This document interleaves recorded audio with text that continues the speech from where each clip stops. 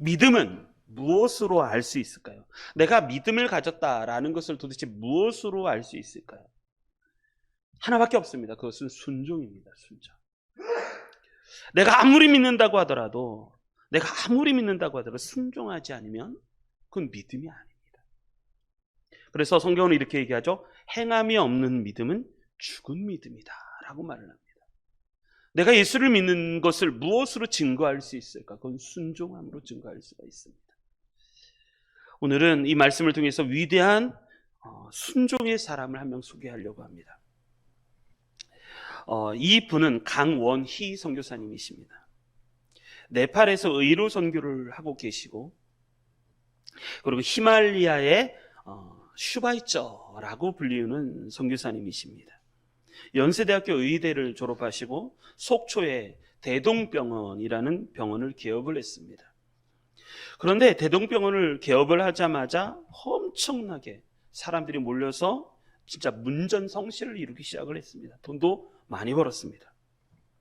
그런데 어느 날 48세가 되던 해에 갑자기 느닷없이 병원을 정리를 합니다.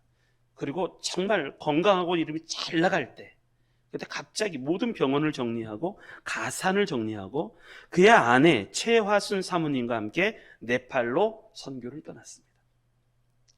이분이 강원희 선교사님이라는 분이십니다. 1981년 48세가 되던 그 해에 우리나라의 큰 어르신이죠. 지금은 이제 별세하셨고 하나님 나라 가 계신데 한경진 목사님이 이 장로님을 찾아오셨어요. 1981년도 때 장로님을 찾아오셨어요. 오시더니 이렇게 방 안에 들어오셔서 거실에서 한참을 이 목사님께서 기도를 하시는 거예요. 한참을 기도하시다가 장로님에게 단도직입적으로 이렇게 물으시더라는 겁니다. 장로님, 지금도 선교사 가고 싶습니까? 지금도 선교사 가고 싶습니까? 그랬더니 장로님이 말씀하시기를 뭐라냐면 주저하지 않고 yes, 예, 가고 싶습니다. 그렇게 말씀하시는 거예요. 그해 겨울 장로님은 교회에 가서 나 선교사로 가겠습니다 라고 그렇게 이야기를 하고 모든 것을 다 이렇게 정리를 하고 네팔로 선교를 떠나기 시작합니다. 지금은 나이가 89세세요. 89세인데도 지금도 네팔에서 네팔, 에티오피아, 스리랑카, 방글라데시 이런 곳에서 아직도 의료 선교를 하고 계시고, 지금도 그래서 히말라야 슈바이처 이 책으로 나왔는데 정말 하나님 앞에 정말 쓰임받는 귀한 사람이 되고, 영화로도 나왔습니다. 영화로도 소명 3에 나왔죠.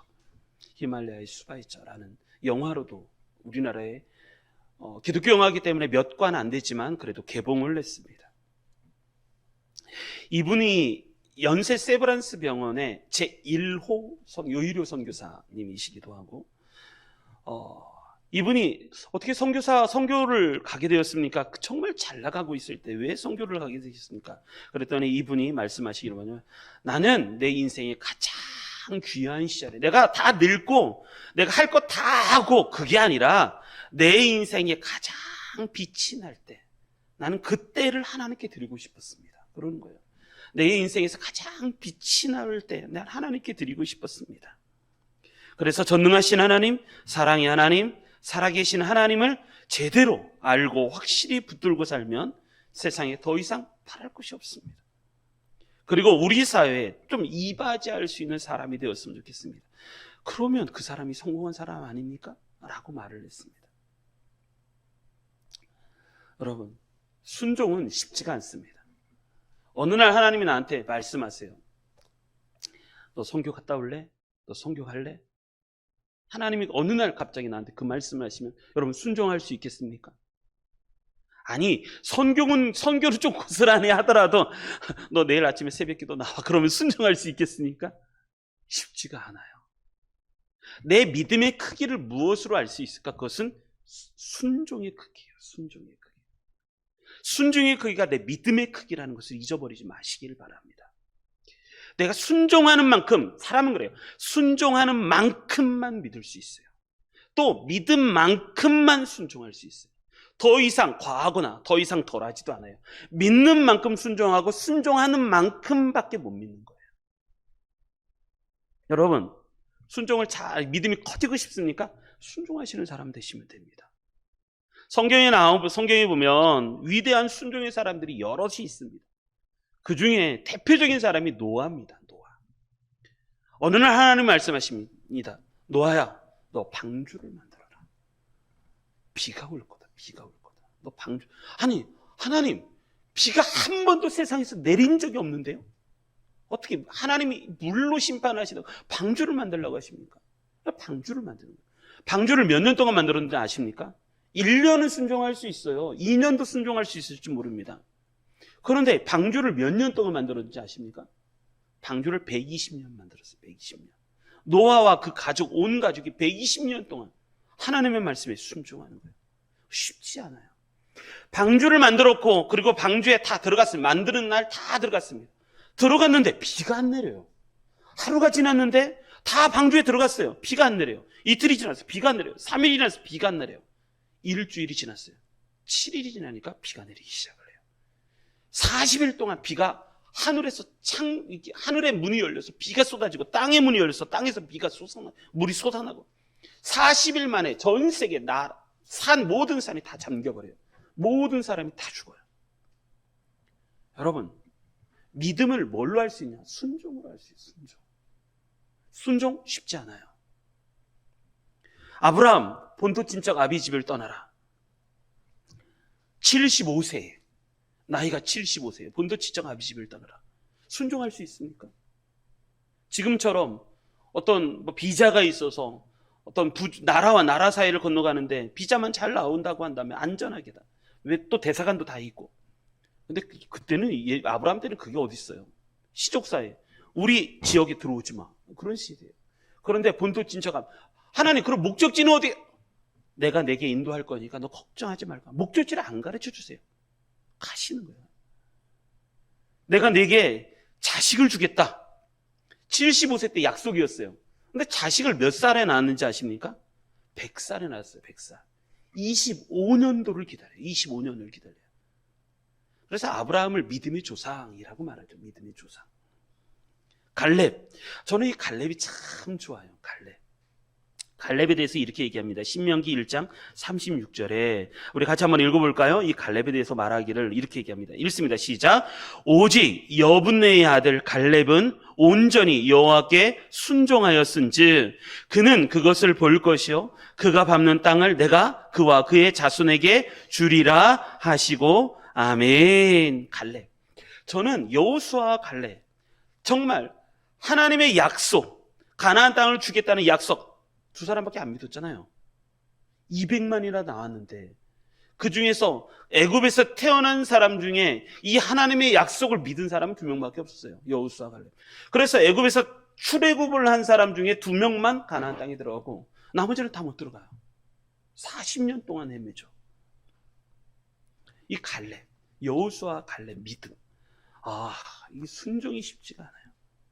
그리고 또 보면 예수님, 아람 장군 나아만, 이 순종의 사람. 예수님은요 이렇게 얘기합니다. 히브리서 5장 8절로 9절. 이것도 같이 한번 읽어보겠습니다. 히브리서 5장 8절 9절 읽습니다. 시작.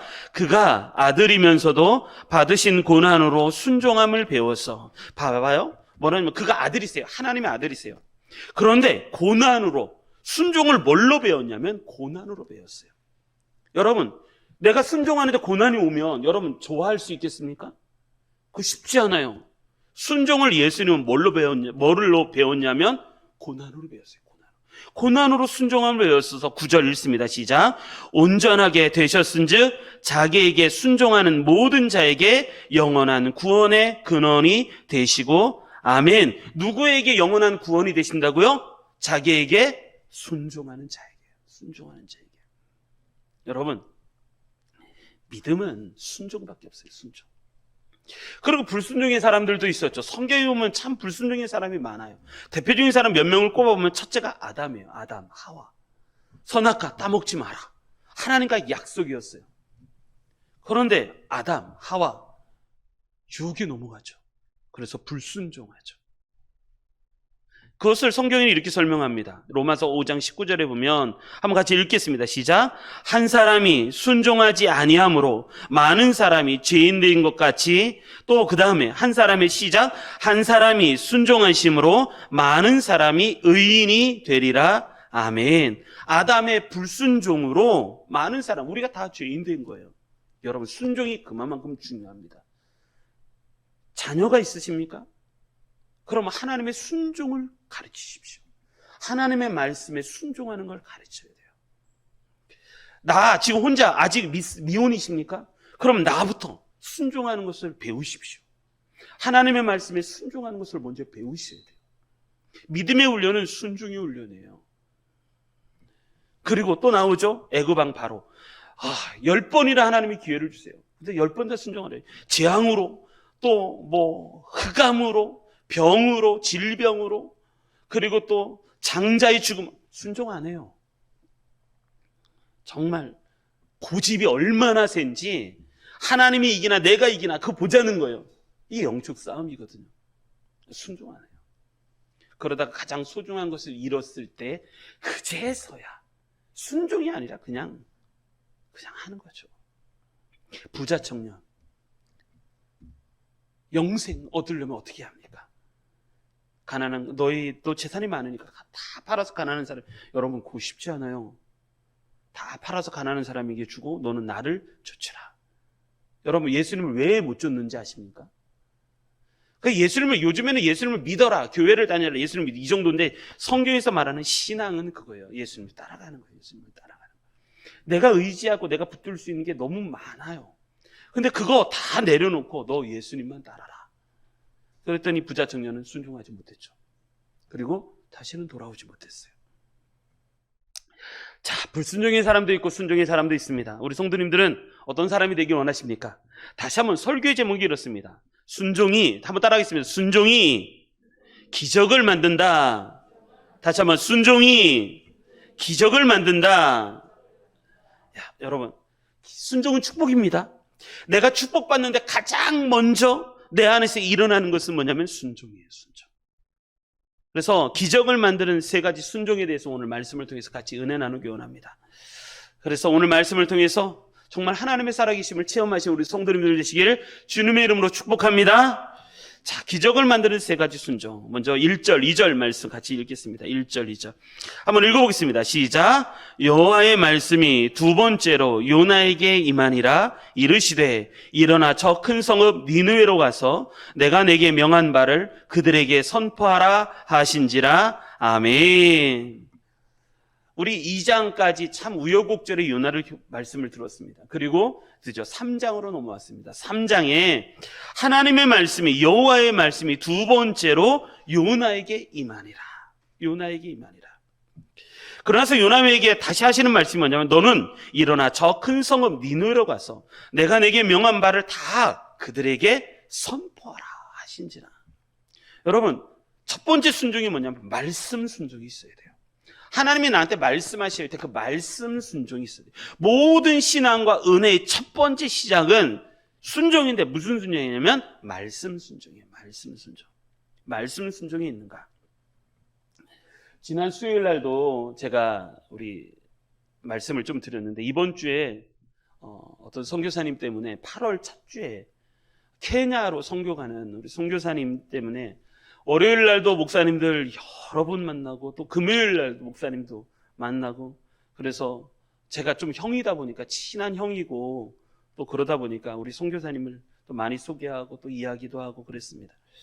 만나면서 무슨 얘기를 했냐면 우리 케냐로 선교사님이 가니까 아니 이제 이 목사님이 카페 교회를 하셨거든요. 카페 교회를 하시다가 다 정리하셨어요.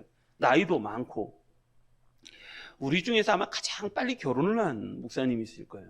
그리고 교회 개척도 가장 먼저 하셨고 그런데 갑자기 모든 것을 정리하는 거, 작년에 모든 것을 다 정리하는 거예요. 교회도 카페도 다 정리하고 갑자기 하나님께서 나를 케냐로 부르셨다는 거예요. 그래서 케냐 가신다. 그래서 이 선교사님하고 다른 목사님들하고 만나서 이런 얘기 저런 얘기 하다가 또 케냐로 가게 된 이야기, 케냐에 가서 무슨 사역을 할 것인지 이야기 하다가 뭐라냐면 제가 아마도 저기 앞에 보면 주보 있는데 요거 하나씩을 다 나눠 왔을 거예요. 요거 하나씩 주면서 이렇게 이야기하면서 우리가 이제 제가 아무래도 좀 형이다 보니까 우리가 1년만 10,000원도 좋고 50,000원도 좋고 과하지 않게 우리 1년만 우리 선교사님 좀 후원하자. 그래서 목사님들을 설득을 했어요. 그래서 어떤 목사님은 우리 교회에 좀 내가 얘기를 해서 같이 좀 후원도 같이 하기를 원한다. 또 같이 얘기도 하고. 그래서 지난 월요일 날도 만나고 또 금요일 날도 목사님들 만나서 같이 얘기도 하고 그랬습니다. 근데 이 선교사님이 저한테 카톡에 긴 문자를 보냈어요. 제가 한번 쭉 읽어드리겠습니다. 이 선교사님이 이렇게 문자를, 샬롬, 주님의 이름으로 문안드립니다. 저희는 약 2주간의 일정으로 케냐의 답사를 잘 다녀왔습니다. 막상 케냐 땅을 밟으니 하나님께서 우리를 케냐로 부르신 목적이 너무 선명했습니다. 저희는 어느 초등학교를 방문해서 후원한 헌금으로 매일 굶주리는 아이들에게 무료급식 봉사를 하러 갔었습니다. 배가 고프던 아이들은 후원으로 그날 만난 한 끼를 먹을 수 있었답니다. 그 모습을 보고 있는데 성령님께서 강한 감동을 저에게 주셨습니다. 절대 빈곤, 가뭄으로 굶주림에 고통받는 아이들에게 일회성 식사가 아닌 점심 한 끼라도 매일 먹을 수 있는 무료급식을 하라는 음성을 들었습니다. 그래서 계획한 것이 바로 빵 공장입니다. 우리가 여전히 흔하게 먹던 옥수, 빵, 그런 빵을 쳐서 아이들에게 먹이고자 합니다. 그 사역을 위해 돌아와서 기도로 준비하고 움직이고 있습니다. 우리는 건물을 짓고 설비를 할 수 있는 자금을 후원받고 제빵 기술을 배워서 들어가려고 합니다. 처음에는 급식용 빵을 만들겠지만 나중에는 판매용 빵을 만들어서 유통 판매하는 구조로 나아가려고 합니다. 판매 수익이 발생되면 더 많은 아이들에게 무료급식의 기회를 줄 수 있으리라 생각됩니다. 높은 산을 깎아 골짜기를 메움으로 평탄하게 하는 것이 하나님께서 이 땅에 이루고자 하시는 공의로운 세상입니다. 어떤 나라는 매일 벌어지는 막대한 음식물 쓰레기로 골머리를 앓고, 어떤 나라는 먹을 것이 없어서 굶거나 쓰레기를 뒤져서 목숨을 연명하니 이 얼마나 불공평한 세상인지 하나님의 시선은 가난한 자에게 머물며 안타까워하고 계십니다. 이제 우리는 하나님의 시선이 멈춰진 곳 아프리카로 가려고 합니다. 가서 우리가 많이 가진 것을 나누려 합니다. 하나님의 선하신 팔의 도우심을 입어 순적하게 잘 준비되어 떠날 수 있도록 기도와 응원 부탁드립니다. 그래서 이 선교사님이 케냐를 2주 다녀오시더니 하시는 게 뭐냐면, 제가 전화를 하면 학원 가야 된다는 거예요. 학원. 아니 무슨 학원? 제빵학원 다니시는 거예요. 그리고 자격장을 취득하고 이제 8월 1일이면 출국을 하세요. 얼마 남지 않았어요. 8월 1일이면 출국하시는데, 나이로비에서, 케냐의 수도였던 이 나이로비에서 쭉 내려가다 보면 마일루아라는 지역이 있는데 거기로 이제 출국을 하십니다. 여러분, 순종 쉽지 않아요. 하나님의 말씀을 들을 때만이 가능해요. 그래서 첫 번째 순종 훈련은 어떤 훈련? 하나님의 말씀에 순종하는 훈련을 우리가 할 수 있어야 돼요. 여러분, 듣는 것이 축복입니다. 그런데 이 듣는 것을 내가 순종하는 것은 더 큰 축복이에요. 더 큰 축복이에요. 그래서 순종하지 않는 것은 죽음이 됨이에요. 요나에게 한 번 더 하나님의 말씀의 기회를 주세요. 너는 일어나서 저 큰 성읍 니느웨로 가라. 내가 내게 명한 바를 그들에게 선포하라. 하나님이 두 번째 기회를 주십니다. 여러분, 하나님의 음성을 들으시는 우리 성도님들 되시기를 주님의 이름으로 축복합니다. 첫 번째는 하나님의 말씀 순종이에요. 하나님 말씀이 있을 때 내가 순종할 수 있을까? 말씀을 잘 들으시고 순종하시는 우리 성도님들 되시기 바랍니다. 그리고 두 번째, 3절, 4절 같이 읽겠습니다. 3절, 4절. 자, 읽겠습니다. 시작. 요나가 여호와의 말씀대로 일어나서 니느웨로 가니라. 니느웨는 사흘 동안 걸을 만큼 하나님 앞에 큰 성읍이더라. 요나가 그 성읍에 들어가서 하루 동안 다니며 외쳐 이르되 40일이 지나면 니느웨가 무너지리라 하였더니 아멘. 두 번째 순종은 전도 순종입니다. 하나님의 말씀을 전하는 순종이에요. 하나님의 말씀을 내가 개인적으로 받는 순종이 있고, 그 개인적으로 받은 말씀을 내가 순종하면서 훈련하고 그 말씀을 순종하려고 애쓰는 것이 있고, 두 번째 순종은 그 말씀을 누군가에게 전하는 순종이에요. 그래서 3절에 보면 이렇게 얘기하죠. 요나가 여호와의 말씀대로 일어나서 갔다는 거예요. 니느웨로 갔어요. 그래, 니느웨는 사흘 동안 걸을 만큼 하나님 앞에 큰 성읍이에요. 그런데 요나가 100% 순종했을까요? 아니요. 100% 순종하지 않고 한 30% 정도 순종해요.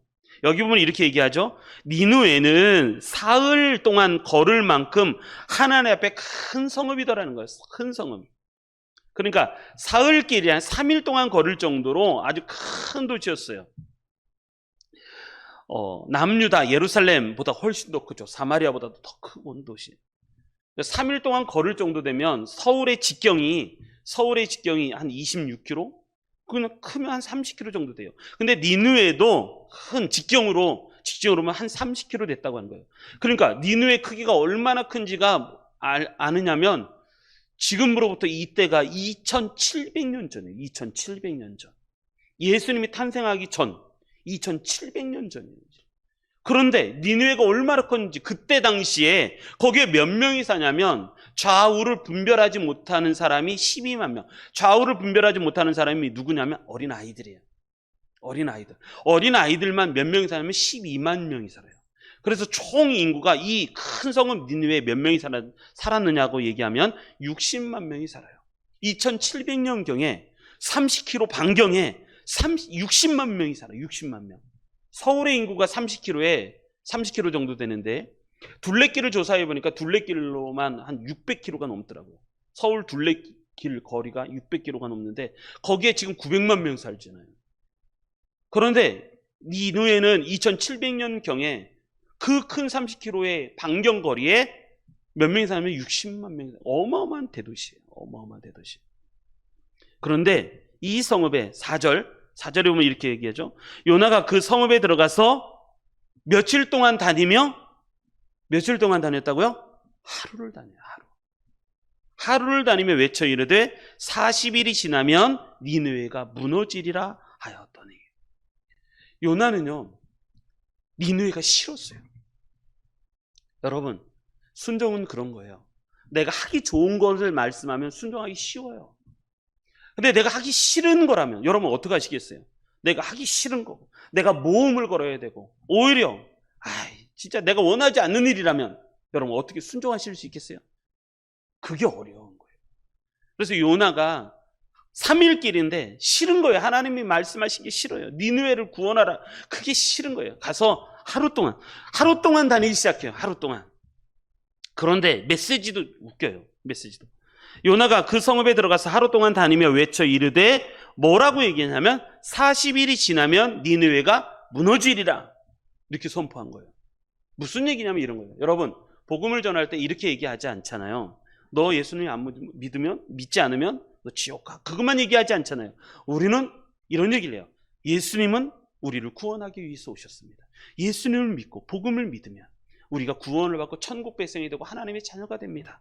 이 땅이 다가 아닙니다. 보이는 것이 전부가 아닙니다. 보이지 않는 세계가 있습니다. 그 문을 열려면 믿음이 있어야 됩니다. 막 그렇게 전하잖아요. 그런데 요나는요, 복음에 대한 이야기, 그런 얘기 하나도 안 해요. 구원에 대한 얘기 안 해요. 무슨 얘기만 하냐면 이런 거예요. 40일이 지나면 니느웨가 무너질 거다. 그 얘기만 합니다. 여러분, 순종은 쉽지가 않아요. 가장 또 어려운 순종은 내가 좋아하지 않은 일을 할 때. 여러분, 내가 싫어하는 사람이 있어요. 원수가 있어요. 하나님이 가서 이 사람에게 얘기하래요. 너 잘 될 거야. 내가 싫어하는 사람인데요, 그 사람에게 가서 너 잘 될 거야. 하나님이 너에게 복을 주실 거야. 너를 살려주실 거야. 하나님 믿으라고 하는데 그럼 내가 가서 뭘 얘기하겠어요? 우린 전하기 싫어한다니까요. 요나도 마찬가지였어요. 그런데 기적이 일어나요. 이 메시지가 단 하루 동안, 어쩌면 하루 동안 다니면서 외칠 때 이렇게 얘기했을지도 몰라요. 40일이 지나면 니느웨가 무너집니다. 이렇게 얘기 안 했을 거예요. 제가 볼 때 이렇게 얘기했을 거예요. 지나다니면서 사람이 싹 지나면 40일이 지나면 니느웨가 무너질 거야. 이렇게 지나다니면서 사람이 싹 지나면 40일이 지나면 니느웨가, 어쩌면 사람이 지나갈 때는 얘기 안 하고 다 지나가고 나서 그냥 얘기해. 40일이 지나면 니느웨가 무너질 거예요. 40일이 지나면 니느웨가 무너질 거예요. 이게 아니라니까요. 40일이 지나면 니느웨가 무너질 거예요. 왜냐하면 요나는 순종하기 싫었어요. 그래서 가서 순종은 하는데 그냥 하루 정도 순종해. 하루 정도 순종. 여러분, 성경에 보면 이런 얘기가 나와요. 누가 진짜 아들인가? 누가 진짜 하나님 아버지가 좋아하는 사람인가? 두 아들이 있었는데 두 아들에게 이렇게 얘기해요. 얘들아, 저 밭에 나가서 일 좀 하고 와라. 그랬더니 첫째 아들은 이렇게 얘기합니다. 예! 하고 나서 안 가요. 근데 둘째 아들은 아버지 싫어요. 그래서 나중에 마음에 찔림이 있어요. 내가 아버지의 말씀에 순종하지 않았구나. 아버지가 하라고 하셨는데 내가 순종하지 않았네. 그래서 찔려서 돌이켜서 아버지의 말씀에 순종을 해서 밭에 나가서 일을 하고 돌아와요. 예수님을 물으세요. 이 둘 중에 누가 더 진짜 믿음을 가진 사람이냐? 라고 물어요. 누가 진짜 참 아들이냐라는 거예요. 첫째는 예스. 아버지 말씀하시면 내가 순종하겠습니다. 근데 안 해요. 둘째 아들은 싫어요. 근데 찔렸어요. 그래서 후회하고 회개해서 가서 순종하고 왔어요. 누가 진짜 하나님의 아들이냐? 둘째입니다. 제자들이 대답할 때 둘째입니다. 요나가 순종이 이런 순종이었어요. 근데 하나님은 이 순종을 통해서 기적을 일으키. 여러분, 내가 하나님의 말씀대로 순종하고 싶지 않을 때가 있어요. 막 몸이. 그래도 순종하시기 바랍니다. 이 순종이 기적을 만들어내는 거예요. 오히려 반대로 더 하기 싫은 말씀을 하실 때가 있어요. 막 내가 싫어하는 친구에게 가서 화해하라고 얘기하고, 그 친구 밥 사주라고 하나님 말씀하시고, 그럴 때는 절대적으로 더 순종하시기 바랍니다. 내 본성이 하나님의 말씀에 하기 싫을 때는 더 순종하셔야 돼요. 더 순종. 한 번은 이런 얘기가 있어요. 스벌전 목사님과 주지 뮬러가 원래 친구예요. 둘 다 영국에서 사역을 했는데, 스벌전이 이제 브리스톨, 그러니까 주지 뮬러가 사역하고 있는 고아원 사역을 하고 있는 그 지역에 와서 이제 말씀 사경회를 인도할 때가 있었어요. 그걸 말씀을 전하고, 그리고 이 스벌전 목사님도 고아원을 좀 설립하고자 300파운드를 이렇게 모을 때, 300파운드가 우리나라 환율로 보니까 영국의 이렇게 저기잖아요. 이제 영국의 그게 뭐냐면 파운드. 달러, 미국은 달러, 영국은 파운드인데 이 파운드가 우리나라 돈으로 보니까 환율로 보니까 1,500원 정도 하더라고요. 1,500원. 이게 1800년대 이 일이에요. 스펄전 목사님이 주지 뮬러에게 이제 그런 관계가. 그래서 한 300파운드, 그러니까 우리나라 돈으로 보면 37만 원 정도. 그러니까 조선시대 때 고종 때에 37만 원 하면요, 그때 15만 원만 있어도 나라를 구할 수 있었어요. 그때 37만 원이면 1800년대 37만 원은 어마어마한 돈이었어요. 근데 하나님께서 진짜 스펄전이 기도한 대로 300파운드가 모금이 되었어요. 집회를 끝나고 나서 피곤해서, 몸이 피곤해서 막 잠자리에 들렸는데 하나님의 음성이 들렸어요.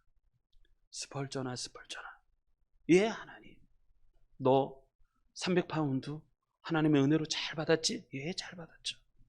너 그거 주지 뮬러에게 가서 줘라. 주지 뮬러에게 가서 줘라.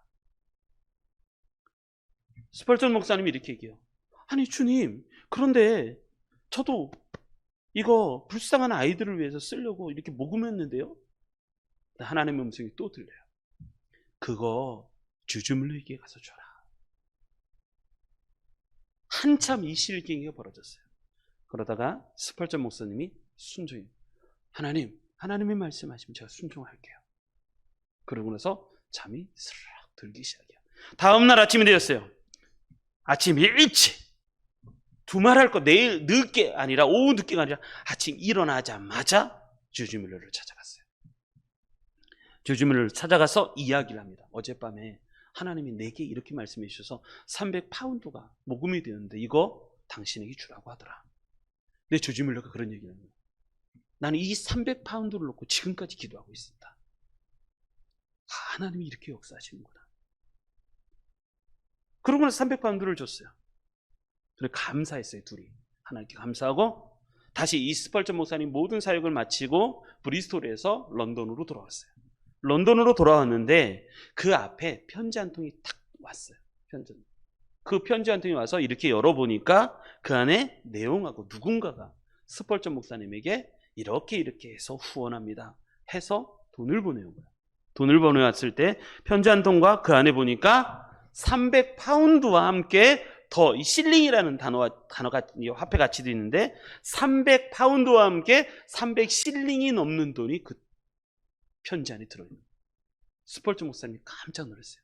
하나님이 원하시는 것은 다른 게 아니라 순종이었구나. 순종. 정말 내가 필요로 하는 거 그거 다 내려놓고 하나님이 원하시는 것에 순종할 수 있을까? 여러분, 요나는 그런 순종을 한 거예요. 싫은 거예요. 싫음에도 불구하고 가서 순종하는 거예요. 그게 어려워요. 그래서 잠언서는 16장 3절에 보면 이런 말씀이 있습니다. 너의 행사를 여호와께 맡기라. 그래야면 내가 경영하는 것이 이루어지라. 우리 같이 한번 읽어보겠습니다. 잠언서 16장 3절 읽습니다. 시작. 너의 행사를 여호와께 맡기라. 그래야면 내가 경영하는 것이 이루어지리라. 아멘. 하나님께 맡기라는 거예요. 맡기라. D.L. 무디 목사님도 그런 얘기를 하죠. D.L. 무디 목사님도 얼마까지 순종할 수 있을까? 여러분, 어디까지 순종하실 수 있으시겠어요? 내가 싫은 거, 요나는 지금 어디 순종까지 왔냐면 내가 싫어하는 것 하라는 거였었어요. 그런데 그것에 하루 순종하는 거예요. 하루 순종. 근데 그 하루 순종이 기적을 만들거든요.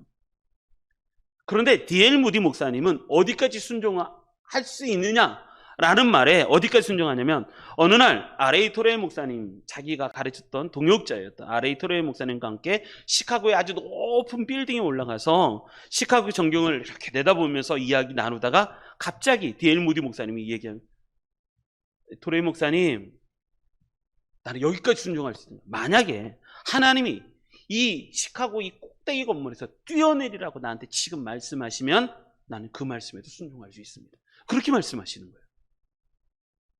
하나님이 그러실 리가 없잖아요. 그럼에도 불구하고 D.L. 무디 목사님의 믿음이 얼마나 컸는지 여기에서 지금 하나님이 나를 뛰어내리라고 말씀하신다면 나는 그것에도 순종할 생각이 있다. 그렇게 말씀하시는 거예요. 우리는 겨우 이 정도죠. 싫어하는 사람에게 가서 복음을 전해라. 그것도 힘들어요.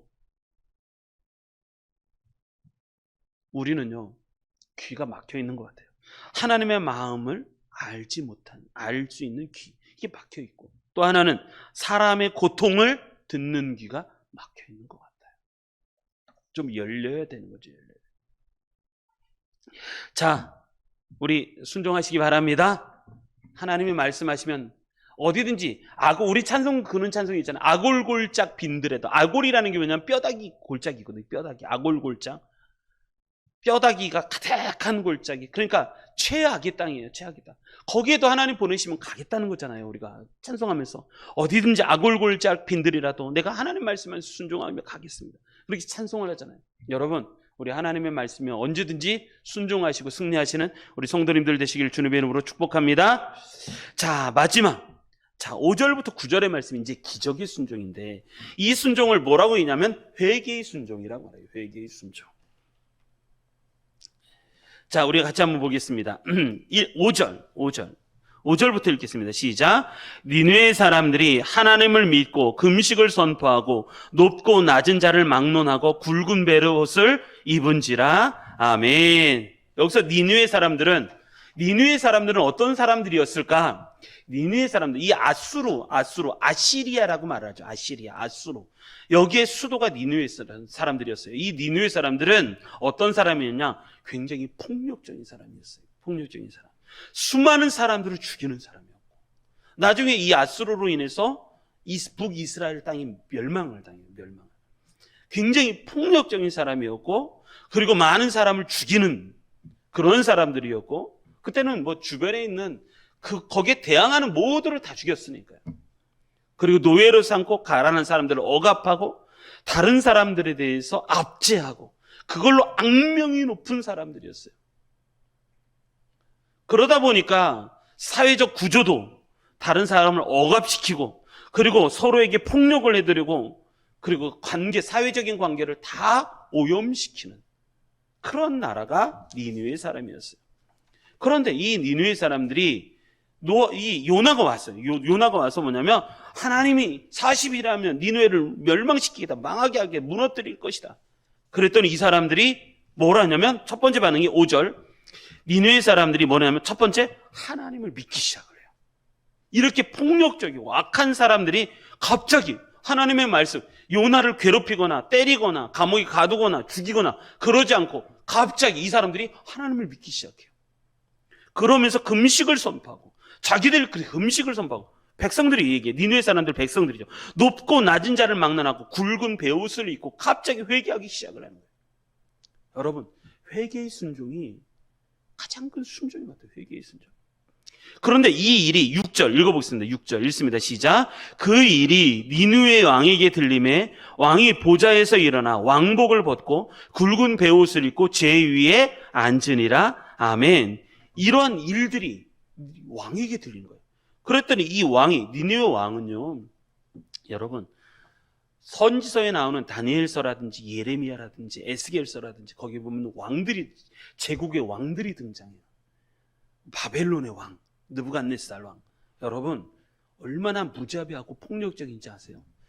그때 절대권이었어요. 절대권이에요. 우리나라의 독재, 이건 말도 안 했어요. 그냥 죽이고 그러죠. 그런데 이 니느웨 왕이 이 소리를 듣자마자 왕의 보좌에서 내려와요.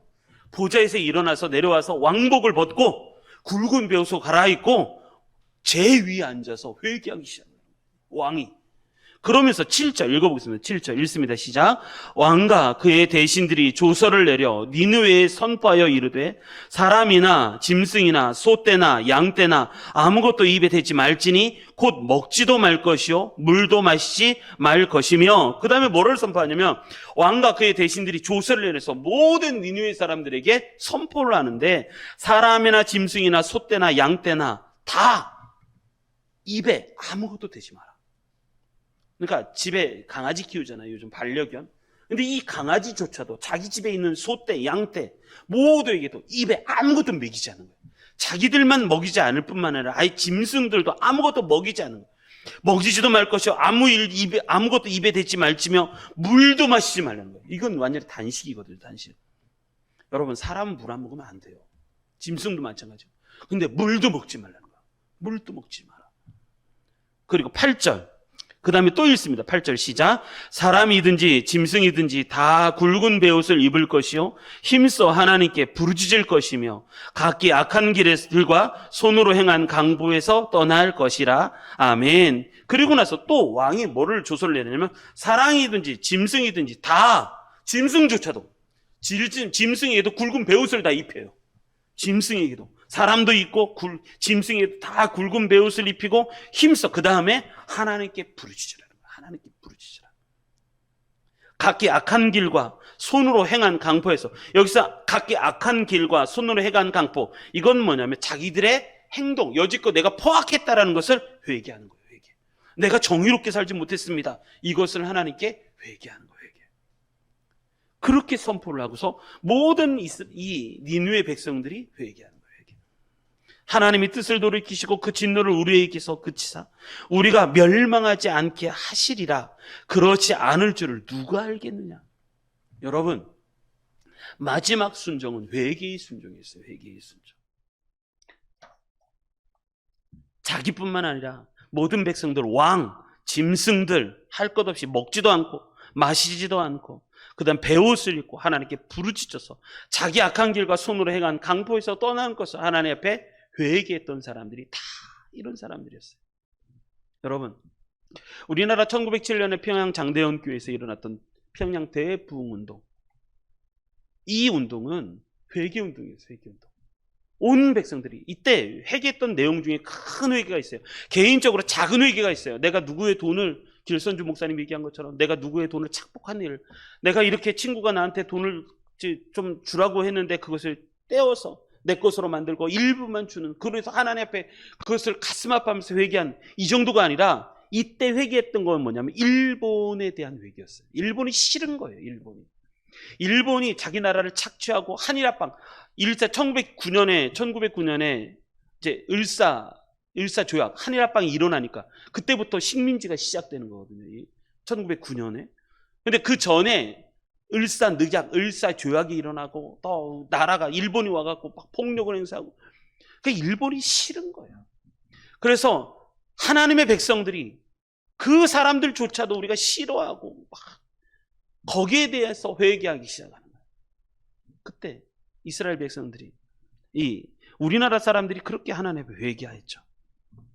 여러분, 마지막 회개의 순종이에요. 회개의 순종. 나 자신을, 여러분 다시 한번 우리 하나님께 나 자신을 비춰봅시다. 내가 제대로 하고 있는지, 제대로 서고 있는지. 그래서 나 자신을 하나님 앞에 회개했으면 좋겠어요. 하나님의 말씀을 듣고 또 순종하고 나가서 복음도 전하고, 그러나 정말 중요한 거, 나 스스로가 하나님 앞에 회개하고 하나님 앞에 돌아보는 거예요. 누구에게 내가 혹시나 잘못한 것은 없는가? 내가 불의를 행하진 않았나? 하나님은요, 순종을 중요하게 생각하세요. 사무엘상 15장 22절에 보면 이런 말씀이 있어요. 사울이 진짜 순종을 안 했어요. 순종 안 한 사람의 대표적인 인물 하면 사울이에요. 사울왕. 자, 22절 우리 같이 한번 읽어보겠습니다. 22절 읽습니다. 시작. 사무엘이 이르되 여호와께서 번제와 다른 제사를, 그의 목소리를 청종하는 것을 좋아하신 같이 좋아하시겠나이까? 이런 얘기죠. 하나님이 번제와 다른 제사, 이 번제와 다른 제사보다 하나님 목소리를 듣는 것, 뭐가 더 하나님이 기뻐하시겠습니까? 목소리를 듣는 것을 하나님이 더 기뻐하시지 않겠습니까? 그 얘기를 하는 거예요. 그러면서 하는 얘기가 읽습니다. 시작. 순종이 제사보다 낫고 듣는 것이 순양의 기름보다 나으니. 아멘. 순종이 제사보다 낫다는 거예요. 그리고 듣는 것이, 하나님의 말씀을 듣는 것이 순양의 기름보다 낫다는 거예요. 우리가 하나님 앞에 헌금을 드리고 내가 하나님 앞에 예배를 드려요. 그런데 더 중요한 건, 내가 하나님의 말씀을 내가 순종하고 있는가? 하나님의 말씀을 내가 듣고 있는가? 그 말씀을 내가 따라가고 있는가? 그것이 훨씬 더 중요하다는 거예요. 중요하다. 땜빵 신앙하지 마시길 바랍니다. 와서 일주일에 한 번 예배 시간에 딱 땜빵하고 나머지는 다 하나님하고 무관한 삶을 사는 거예요. 여러분, 그건 하나님이 기뻐하시는 삶이 아니에요. 진짜 하나님이 기뻐하시는 것은 늘 언제나 하나님이, 오늘은 하나님이 나에게 어떤 말씀을 주실까 하면서 말씀을 상고하고, 하나님이 나에게 어떤 말씀을 들려주실까, 늘 그러한 마음으로 하나님 앞에 기도하고, 그래서 그 말씀을 내가 오늘도 순종하고, 그렇지 못했으면 오늘 하루를 지나가기 전에 하나님 앞에 기도하면서 반성을 하고 하나님께 회개 기도를 하고, 내일은 이 실수를 하지 않겠습니다. 내가 하나님이 원하시는 삶을 거스르지 않겠습니다 라고 자기 다시 반성을 하고 회개하고, 그렇게 살아가다가 주일날 우리 하나님 일주일 동안 인도해 주셔서 감사합니다 하고 하나님께 감사하는 시간이 훨씬 중요하다는 거죠. 우리 이런 삶을 살았으면 좋겠습니다. 순종이 기적을 만들어내요. 요나의 이 불순종했던 요나가 하나님 앞에 순종을 했을 때 니느웨 모든 백성이 60만이나 되는 그 백성들이 하나님 앞에 돌아와요. 하나님께 부르짖고 회개하고 그리고 구원을 받아요. 여러분, 이런 은혜가 우리에게도 있었으면 좋겠습니다. 자, 세 가지 말씀을 드렸습니다. 순종이 기적을 만드는데 세 가지 순종. 첫째가 말씀 순종이 있었으면 좋겠어요. 매일같이 말씀을 보면서 내가 이 말씀에 나를 쳐서 복종시킬 수 있는 그러한 순종이 있었으면 좋겠고, 두 번째가 전도 순종이에요. 그러니까 실천 순종이에요. 실천 순종. 하나님의 말씀을 내가 싫어하는 누군가에게도 기쁨으로 전할 수 있고, 요나는 기쁨으로 전하지 않았어요. 하루밖에 안 했어요. 그 하루만 전한 그것이, 그랬는데도 불구하고 기적이 일어나잖아요. 기적. 그리고 마지막 순종은 회개 순종이에요. 회개 순종. 날마다 나 자신을 쳐서 하나님께 복종시키고 회개하고 나 자신을 돌아보고, 이런 은혜가 우리 모든 성도님들에게 넘치시기를 바랍니다. 그랬더니 마지막 10절 결론입니다. 읽고 말씀 마치겠습니다. 읽습니다. 시작. 하나님이 그들이 행한 것 곧 그 악한 길에서 돌이켜 떠난 것을 보시고 하나님이 뜻을 돌이키사 그들에게 내리리라고 말씀하신 재앙을 내리지 아니하시니라. 아멘. 그래서 살았다라는 겁니다. 살았다. 일주일 동안도 이런 순종이 우리 성도님들에게 있으셔서 사시는 살아나시는 우리 성도님들 되시길 주님의 이름으로 축원합니다. 아멘.